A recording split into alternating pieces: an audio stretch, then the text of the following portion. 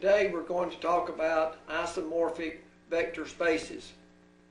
If two vector spaces are isomorphic, then they behave basically the same way.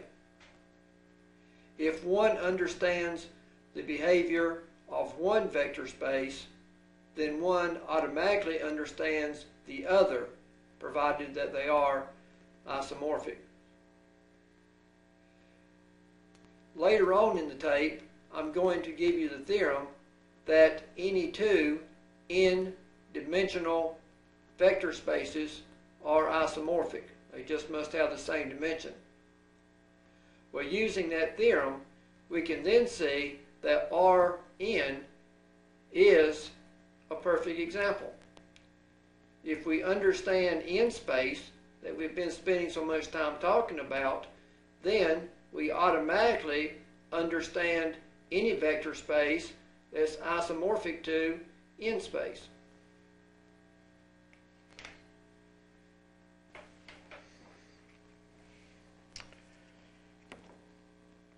We'll start building up to isomorphic transformations by defining a one-to-one transformation. So let's let T map V into W. T is one-to-one if and only if for all U and V, that's all vectors, U and V in vector space V, T as a function of U equals T as a function of V implies that U is equal to V. Now let me draw you a picture of a one-to-one mapping. So this will be vector space V.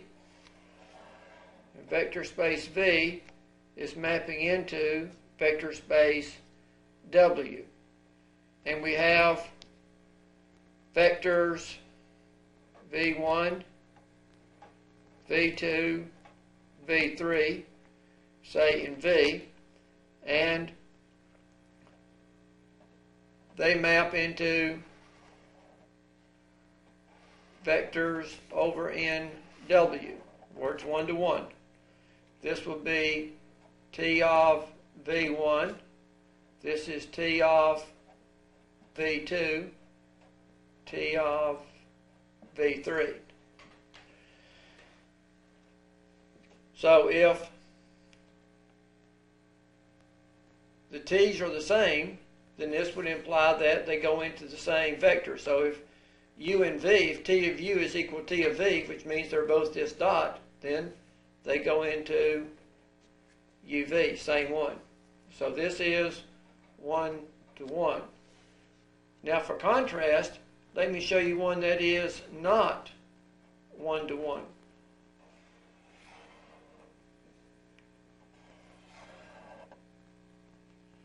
VW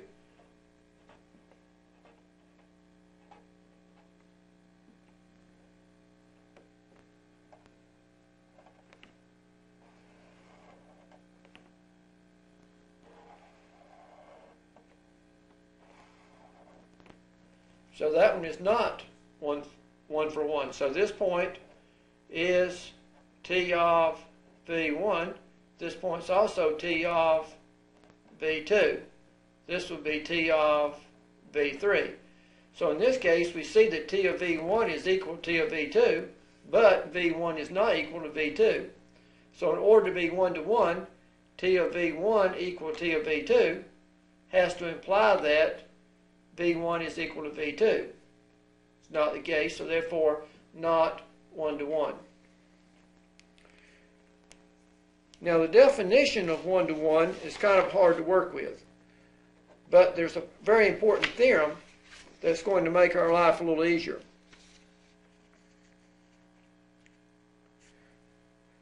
Let's let T mapping V into W be a linear transformation.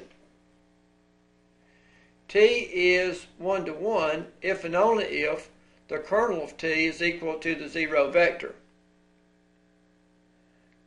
Now we already know how to get the kernel. So if we calculate the kernel of T and we get the zero vector, then we know that T must be one-to-one. Now, of course, before we can use this neat theorem, we need to prove it.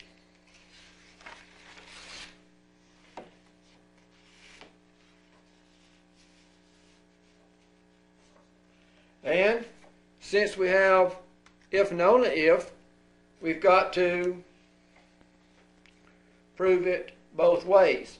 So we'll start by assuming that T is 1 to 1.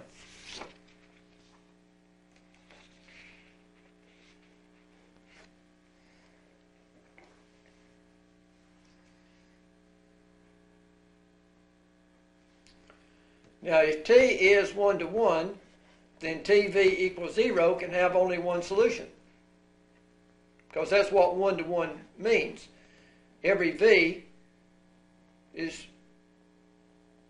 related to just one W, and every W is related to just one V. So TV would be a W. So if it's 1 to 1, then this V is related to just one W. So TV equals 0 can have only one solution. Well, since it's a linear transformation, we know that one of the solutions is 0. It can have only one solution. That solution must be V equals 0. Well, if TV equals 0, the things that make it true are in the kernel of T. The only thing that makes it true is 0, so therefore 0 must be in the kernel of T. So we've proved that that if it is 1 to 1, then the kernel of T must be 0. Now we're going to prove that if the kernel of T is 0, then the function must be 1 to 1. So let's let the kernel of T be 0. And let's choose U and V such that TU is equal to TV. So we're choosing U and V such that TU is equal to TV. Now T of U minus V is equal to TU minus TV. Now this is a property of a linear transformation.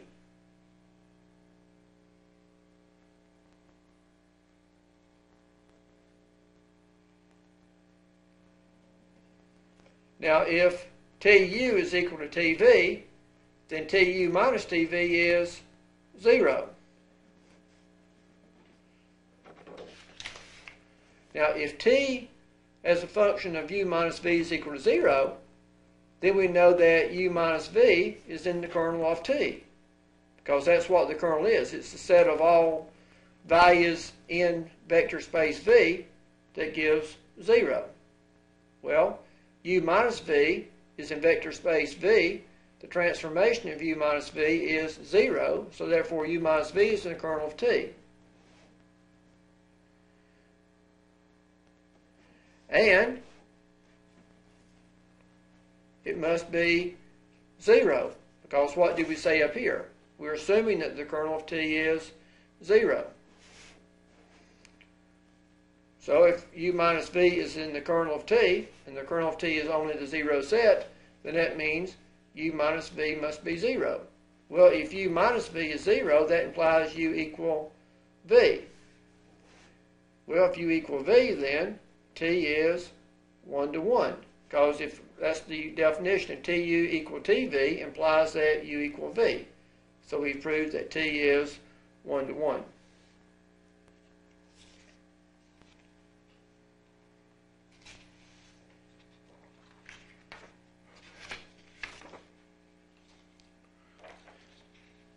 Determine whether or not T mapping R squared into R squared defined as T as a function of xy is equal to x minus y, x plus y is 1 to 1. Well, what we want to do is to find the kernel of T. Well, to find the kernel of T, I set x minus y, x plus y equal to the 0 vector.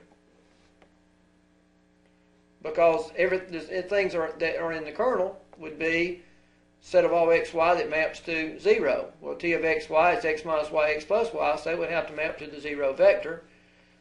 Equating the components, I get x minus y is equal to 0, x plus y is equal to 0, which gives me 2x is equal to 0, so I get x is equal to 0. Of course, this gives me x is equal to y.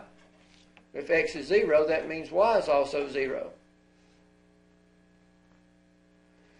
So that means the kernel of T is equal to the 0 vector, the vector 0, 0. If the kernel of T is equal to 0, then we know T is 1 to 1. That's the theorem we just finished proving. That if the kernel of T is 0, then T is a 1 to 1 transformation.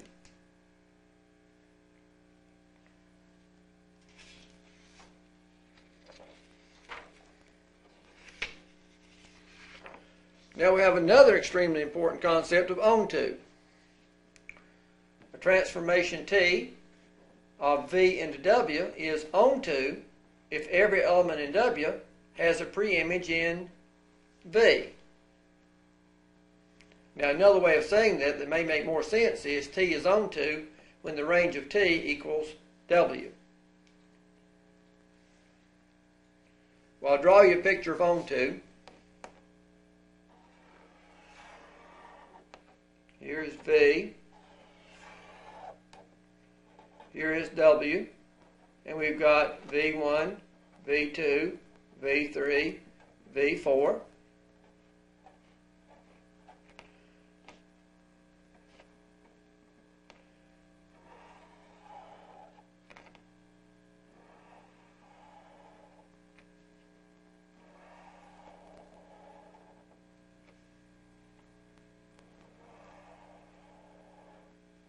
And let's put V5 in to show you that it doesn't have to be 1 to 1.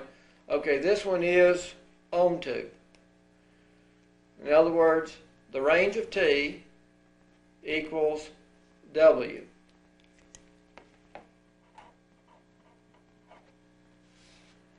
Okay, this one is not onto.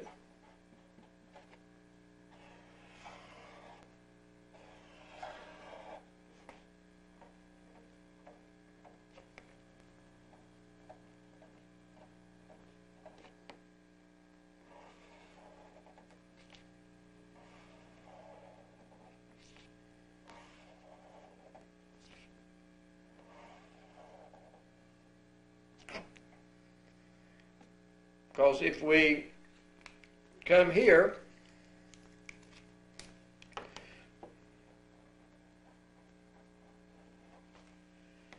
this is the range of T, whereas here is the set of all elements W for which T of V is equal to W. V is in the domain. So we can see the range is not all of W. So this one is not onto. We've got some left over down here.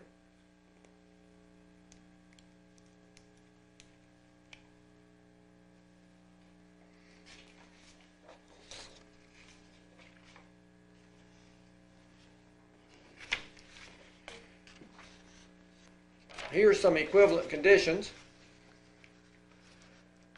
Let's let T mapping V into W be a linear transformation with W being finite. So we do have to have W finite.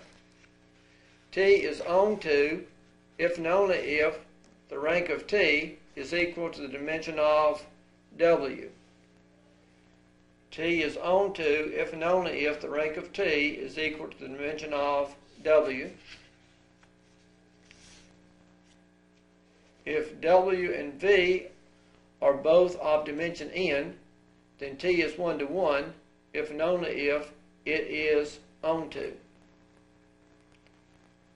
If W and V are both of dimension n, then T is 1 to 1 if and only if it is onto. So we can use these two statements also to help us determine if T is onto. Now we've already talked about calculating the rank of T, and we've already talked about 1 to 1. So you have the information necessary to use these two facts.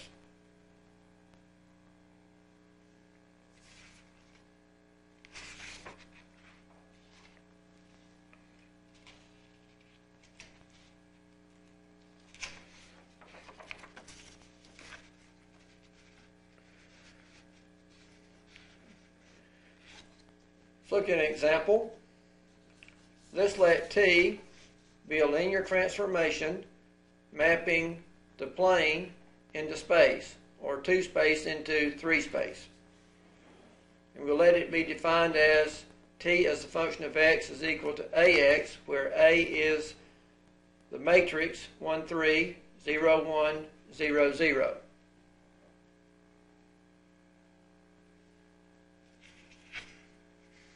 Well, let's find the nullity of T, the rank of T, and determine whether T is 1 to 1, on 2, or neither. We'll recall from the last tape, to find the nullity of T, that's the same as the dimension of the kernel. So to find the nullity of T, I'm looking for all vectors in V, which would be R squared, such that AV is equal to 0. So let's let X, Y be an element of the plane. Well, the nullity, or what we're looking for then, is a set of all vectors X, Y, such that 1, 3, 0, 1, 0, 0 times xy is equal to 0, the 0 vector in R cubed. Well, if we multiply, we get x plus 3y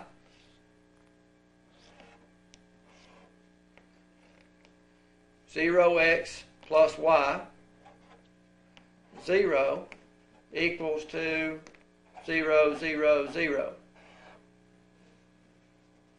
Or we get x plus 3y is equal to 0, y is equal to 0. Right? Equate components. Well, if y is 0, we know that x must also be 0, because x is a negative 3y, and negative 3 times 0 is 0. So that means the kernel of T is just 0, 0. Well, we know that if the kernel of T, if the set only has a 0 vector, then its dimension is 0. So the dimension of the kernel of T is equal to 0, because if a set consists only of 0, then its dimension is 0. Well, if the dimension of the kernel of T is 0, that means the nullity of T is 0.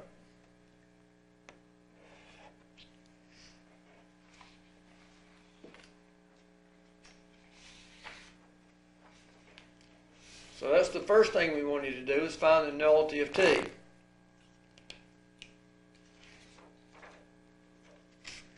The second thing is to find the rank of T.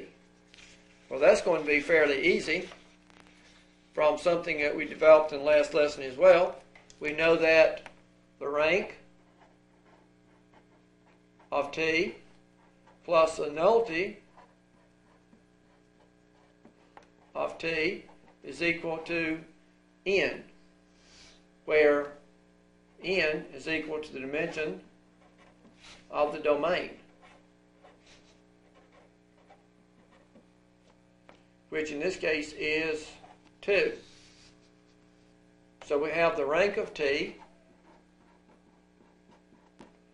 plus the nullity of T, which we've calculated to be 0,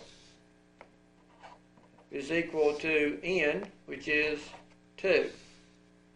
So we get the rank of T is 2.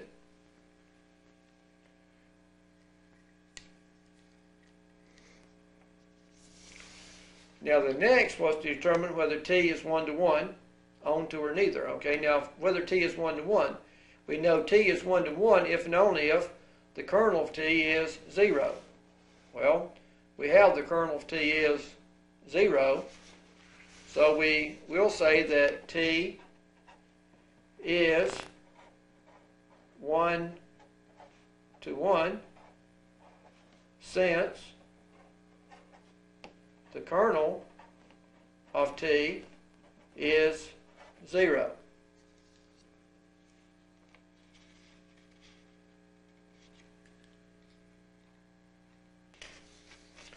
Now we want to determine whether T is onto. Well, one of the conditions of onto is T is onto if and only if the rank of T is equal to the dimension of W. Well, if we call this V, W, so then the dimensions of V would be 2, the dimensions of W is 3, because we have T mapping 2 space into 3 space. So we can come back and say that the dimension of W is equal to 3. We have the rank of T is equal to 2. We have T is onto if and only if the rank of T is equal to the dimension of W. Well, 2 does not equal 3. So therefore, not onto.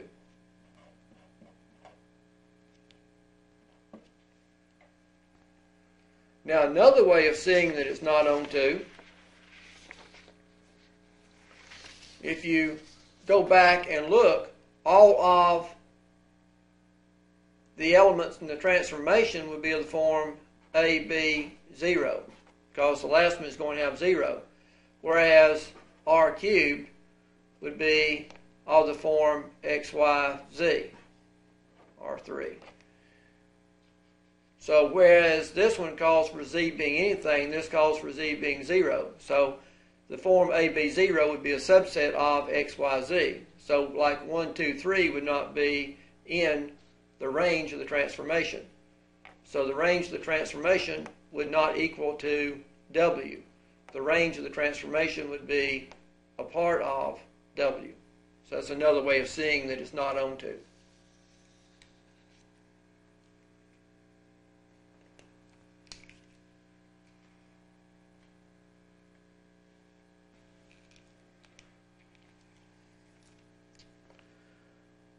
Now we're ready for the payoff. A linear transformation that is both 1 to 1 and onto is called an isomorphism. So a linear transformation that is both 1 to 1 and onto is called an isomorphism. If V and W are vector spaces such that there exists an isomorphism from V to W, then V and W are isomorphic to each other. So if V and W are vector spaces such that there exists an isomorphism from V to W, then V and W are isomorphic to each other. And if V and W are isomorphic to each other, that means that they behave in the same way. So the properties of V are true for W, properties of W are true for V. If you fully understand V, then you can infer whatever you need to about W.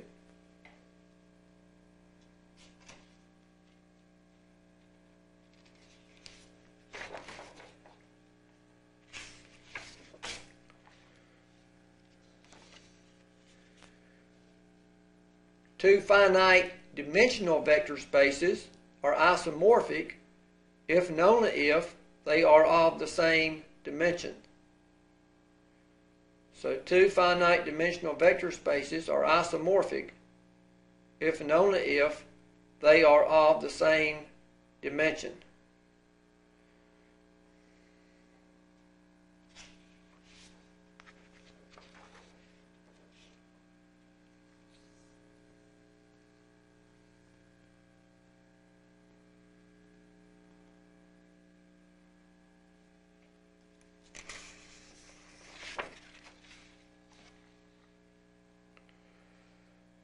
Which of the following vector spaces are isomorphic to R6?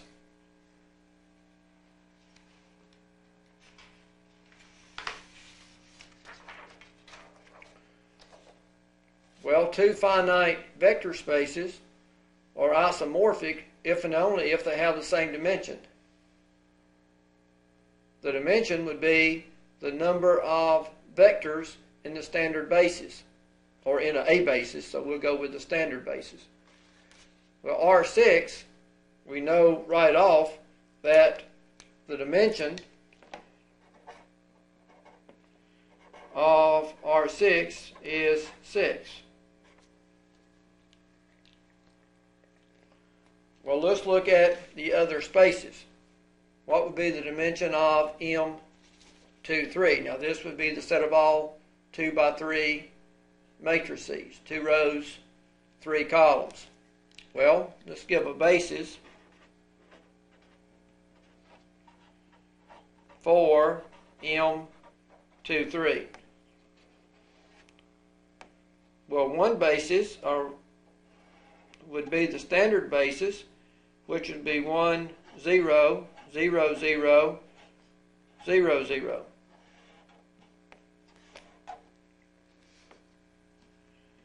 0, 1, 0, 0, 0, 0. 0, 0, 1, 0, 0, 0. 0, 0, 0, 1, 0, 0.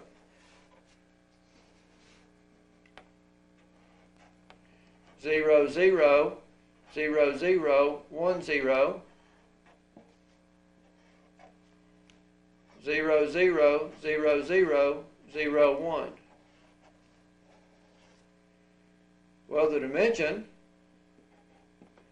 would equal to of M23 would equal to the number of vectors in the basis, which would be 1, 2, 3, 4, 5, 6. So then, we go, which of the following vector spaces is isomorphic to R6? The dimension of R6 is 6. The dimension of M23 is 6. So this is a yes. That one is. Well, let's look at P6. Well, let's list the basis for P6. We have 1, x, x squared, x cubed, x to the 4th, x to the 5th, x to the 6th is the standard basis for P6. The dimension of P6 is 1, 2, 3, 4, 5, 6, 7. Now remember what P6 is. P6 is a set of all polynomials of degree less than or equal to 6. But the dimension is 7. So is this one isomorphic to R6? The answer is no. Let's look at M61. Now this would be the set of all matrices with 6 rows and 1 column. But what we want to do is get a basis for M61. We might as well use the standard basis, which would be 1,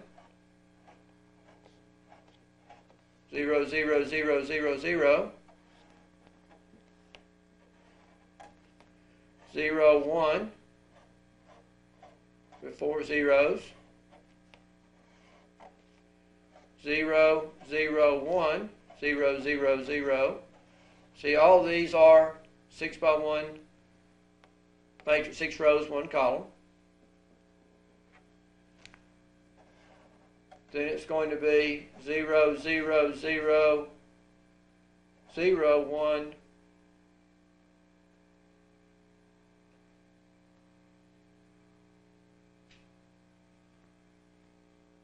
so it would just be, this is 2 zeros and a 1, so it would be 3 zeros and a 1, and then 0, 0.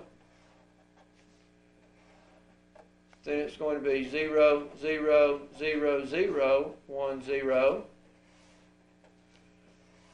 Then it would be 0, 0, 0, 0, 0, 1. See if we have all of them.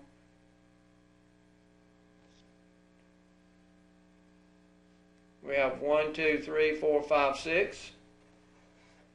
So the dimension of M 6, 1 is equal to 6. So the answer is yes. Now this really gives us the basis for being able to use column vectors to stand for n-tuples.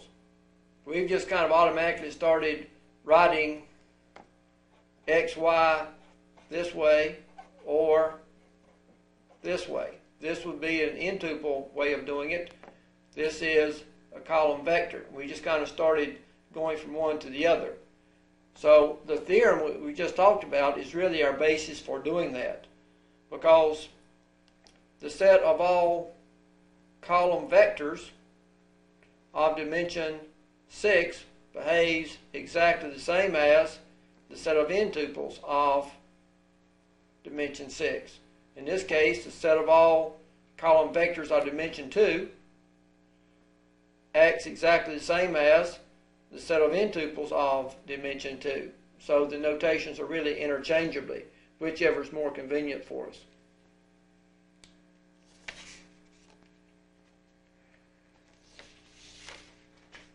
P5, the standard basis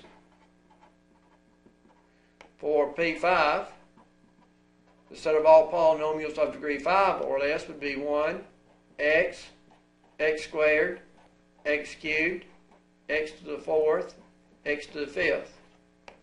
The dimension of P5 would equal to 1, 2, 3, 4, 5, 6. So therefore it is isomorphic to R6.